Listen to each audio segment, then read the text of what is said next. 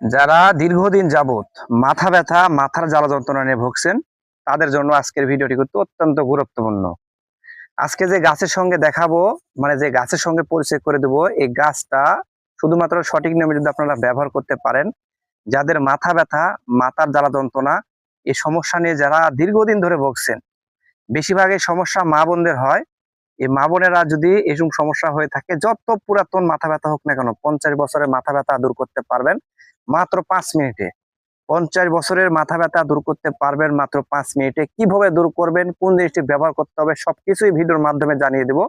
আপনারা অবশ্যই ধৈর্য সহকারে পুরো ভিডিওটি দেখবেন এবং ভালো লাগলে পেজটিতে ফলো দিবেন, ভিডিওতে শেয়ার করবেন, একটা লাইক করতে পারলে চাইলে লাইক করে দেবেন। কি করতে হবে চলুন আপনাদেরকে দেখিয়ে দিই। এই যে আমার হাতে দেখতে পাচ্ছেন, এটা হচ্ছে আপাং গাছ, শেখ আপাং গাছ। হ্যাঁ, এই শেখ আপাং গাছের এই যে শিকড়টা আছে, আপনারা এই শিকড় তুলে নেবেন। এই যে এই শেখ আপাং গাছের এই শিকড়টা তুলে নিয়ে আপনারা এই শিকড় এখান থেকে কেটে নেবেন, নিয়ে বাসায় এসে ভালোভাবে শিকড়টা থেতো করে এর ভিতর থেকে রসটা বের করে নেবেন। এই শিকড় থেকে রসটা বের করে নিয়ে এই রসটা আপনারা কিছুটা পরিমাণ মতন সরষের তেলের সাথে মিক্স করে হালকা কুসুম গরম করে নেবেন।